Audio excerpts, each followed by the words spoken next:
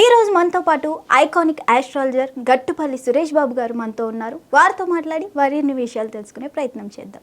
నమస్తే గురువుగారు. జై శ్రీమన్నారాయణ. గురువుగారు, ఈ నవంబర్ నెలలో మేషరాశి వారికి ఎలా ఉండబోతుంది అంటారు?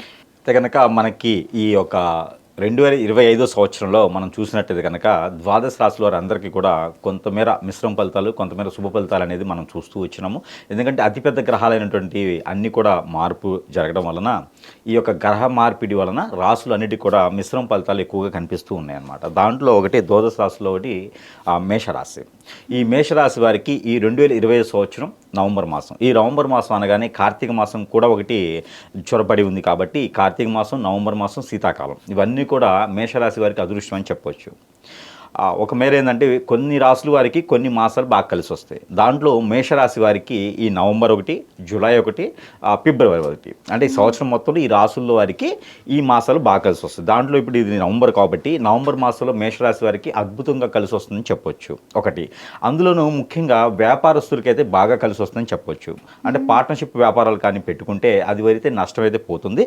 అలానే ఏదైనా సొంతగా వ్యాపారాలు చేసుకోవాలంటే కనుక జంతు పరిశ్రమలు కానివ్వండి. జంతు పరిశ్రమలు అంటే ఇక్కడ మనకు ఉత్తరప్రదేశ్ నుంచి అన్నీ తీసుకుపోయి దక్షిణ ప్రదేశ్లో మొత్తం కట్ చేసేసి దానికి కొవ్వు అమ్మడం కాదు. జంతువు అంటే కూడా దానికి బీఫ్ అమ్మడం కాదు, వాటిని పెంచి పోషించి వాటి నుంచి వచ్చే ఉత్పత్తులు అమ్ముకొని బతికేది వాటికి పాల ఉత్పత్తులు పెట్టి వ్యాపారాలు వీరికి చాలా అద్భుతంగా ఉంటాయని చెప్పొచ్చు. మరొకటి ఏంటంటే 12వ స్థానంలో ఉన్నటువంటి శని భగవానుడు కావచ్చు, అలానే మిథున రాశిలో ఉన్నటువంటి ఒక గురువు ఏదైతే ఉందో కర్కాటక రాశిలో రావడం జరుగుతూ ఉంది. ఇది అక్టోబర్ 18వ తారీఖు నుంచి డిసెంబర్ 5వ తారీఖు వరకు కూడా. అందుకని ఈ 65 రోజుల పాటు కూడా గురువు మార్పిడి వలన వీరికి ఇంకొంచెం అద్భుతమైన ప్రతిఫలాలు ఉంటాయని చెప్పొచ్చు. ఎవరైనా విదేశానికి వెళ్ళాలనుకున్నా, చదువుకి ఏదైనా పరీక్షలు అంటే పోటీ పరీక్షలు ఏదైనా రాయాలనుకున్నా కూడా వీరికి అద్భుతంగా ఉంటుందని చెప్పొచ్చు. ఇంకా కూడా మేషరాశి వారికి అన్ని రంగాల్లో ఉంటేవారు ఉంటారు. వీరికి కోపదయతనం ఎక్కువగా ఉంటుంది, కానీ కొంచెం మౌనవ్రతంగా పాటిస్తే చాలా బాగుంటుంది ఈ మాసం వరకు కూడా. ఇంకా వీరికి ఏ రంగంలో ఉన్నటువంటి మేషరాశి వారికైనా సరే కొన్ని పరిహారాలు చేసుకుంటే ఇంకా అద్భుతంగా ఉంటుంది. మరొక విషయం ఏంటంటే కనుక ఏ రాశిలో ఉన్నప్పటికీ కూడా ముఖ్యంగా మేషరాశి వారికి ఈ నరదిష్టి నరఘోష అనేది ఎక్కువ కనిపిస్తుంది, పితృదోష కూడా కనిపిస్తున్నాయి. కాబట్టి ఇది కార్తీక మాసం కాబట్టి ఈ కార్తీక మాసంలో ఏదైనా వారికి సముద్ర తీరం కానీ నదీ తీరం కానీ ఉంటే కనుక సమీప దూరంలో అక్కడికి వెళ్ళి కనుక ముక్కు మూసుకొని మునగాలి. ముక్కు మూయకపోతే వీరిపోతారు. కాబట్టి ముక్కు మూసుకొని ఒక 3 సార్లు మునక వేసేసి ఒడ్డు మీదకి వచ్చిన తర్వాత ఏదైతే బట్టలతో స్నానం చేస్తారో ఆ బట్టలు కూడా ఒడ్డు మీదకి వచ్చిన తర్వాత ఆ స్నానం చేసిన తర్వాత ఆ బట్టలు కూడా అందులో వదిలేసేసి వీరు ఏదైనా ఆలయంలోకి వెళ్ళేసి 2 ఒత్తులతో మట్టి ప్రమిదలో ఆవు నేతితో దీపారాయణ చేస్తే కనుక వీరికి ఉన్నటువంటి పితృదోషాలన్నీ కూడా కొంతమేర పటాపంచలేలాకి అవకాశం కనిపిస్తుంది.